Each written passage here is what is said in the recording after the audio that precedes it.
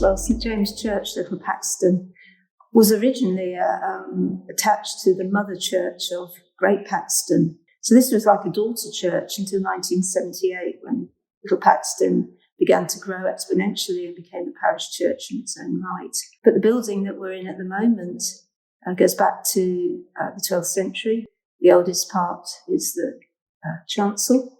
In fact, the lovely ancient doorway that we come in under with the carving, which is a very mysterious carving, would have been the original doorway into the chancel. So we know this building's been here 900 years. So I came in here as vicar in 2006, and the congregation then were interested in just taking some of the pews out that were at the west end of the south aisle.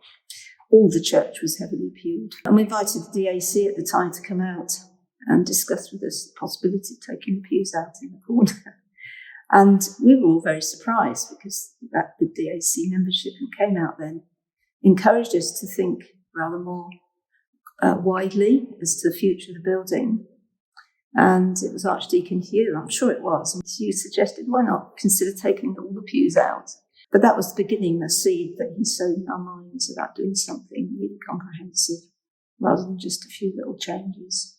And that was about 2007 when that idea was sown in our minds. At the time also we were thinking of refurbishing the bell installation and refurbish the vestry area as well. So yeah, it all began 2007, 2008. We began discussions with our architect. We worked very closely as a PCC. We did have one gentleman who I'd say was the driver, who kept a handle on all that was going on, and the liaison, which can be interesting, between architect, between DAC, between bodies like, as it was then, English Heritage, SPAB. I think we slowly commended the project to the community. We had open meetings, had some good open meetings. Our architect did some initial designs, what it could look like. Fortunately, two things happened. Going back then, there was an opportunity run by ITV, Anglia Today, a news programme. It was called the People's Millions competition. Charities could apply for large sums of money for a community project. So we did. We applied for we called it Little Paxton Has Bell Appeal. We got the school involved, got loads of people involved. So we applied to this fund. They came out and made a video of the project to involve school kids as well from the village. And the way they decided who received grant money, you had to get people to ring up. That was 2 or 3 days window when you could ring a certain number and vote for the project. And Facebook was just getting going then. And we got lots of people we contacted a lot of people through Facebook and got them to ring up. And we were successful. We were absolutely stunned to get this.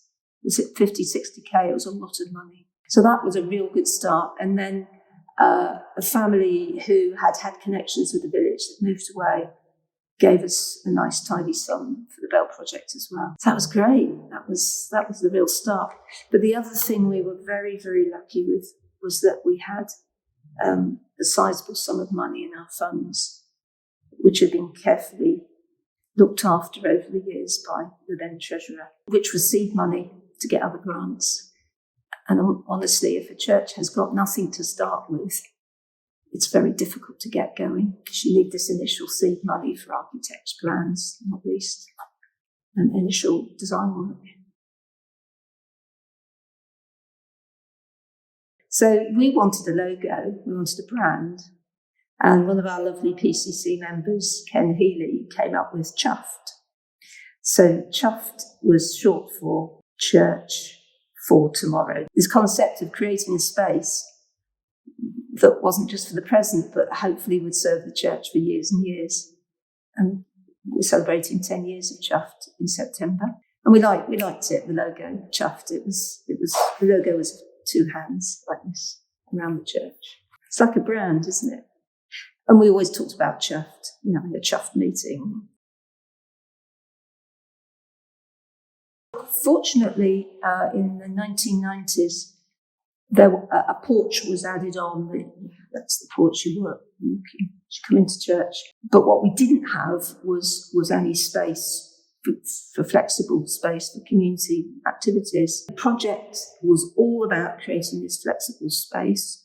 We put in underfloor heating, new gas boiler. Maybe we wouldn't have done that now. Maybe it would be on air source heat pump, who knows, but it was gas at the time. And created that nice space in the vestry with that screen that you see now. There's lots of storage room in there that we didn't have before. The sound system came in, so we can now live stream and record services, which we're doing for funeral in a couple of weeks. So we've got quite a lot of useful kit here now.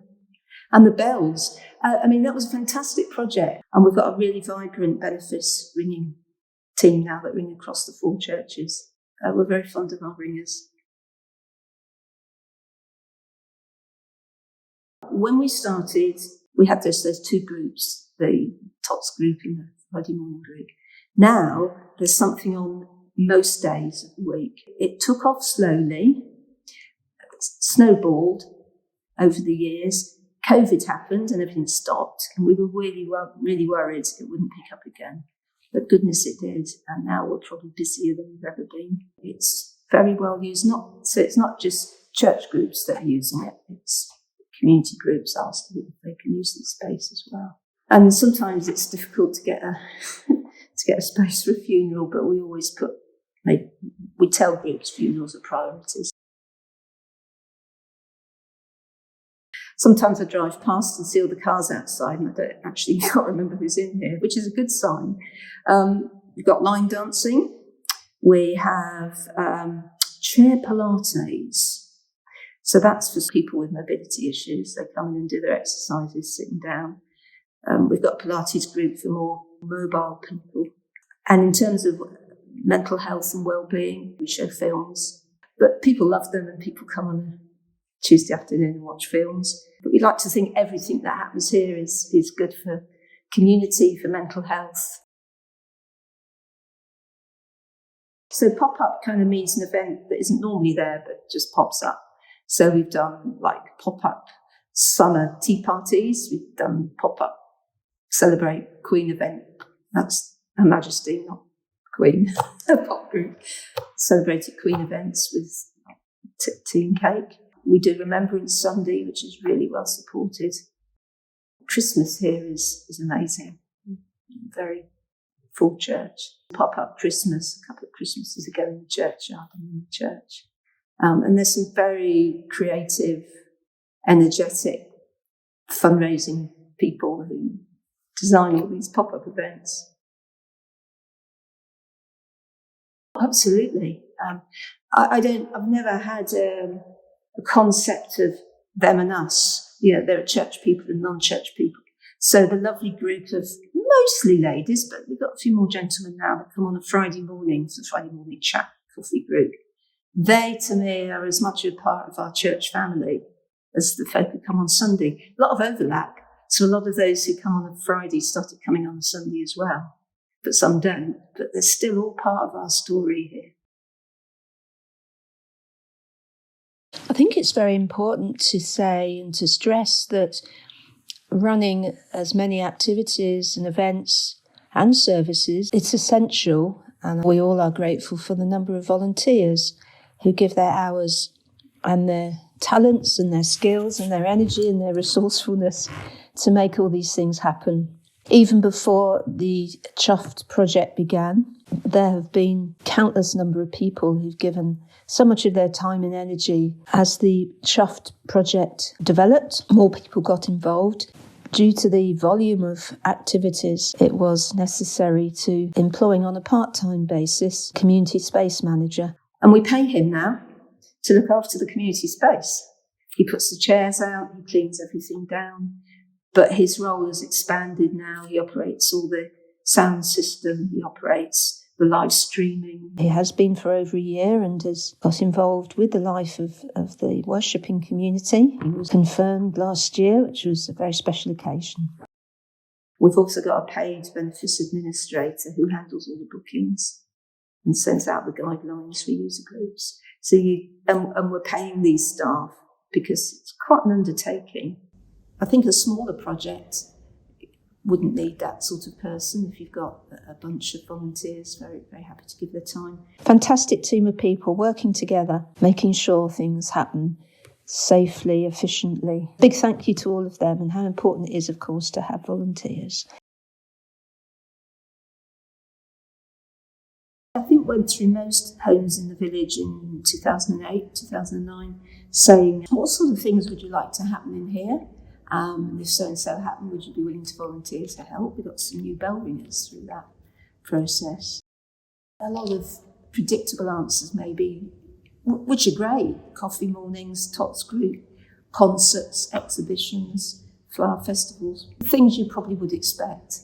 I don't think there are any one sort of film showings, or probably even Pilates, sort of more physical exercise, or even line dancing. But those things evolved. Although there were some, I can't pretend there weren't, who didn't like the idea of the pews coming.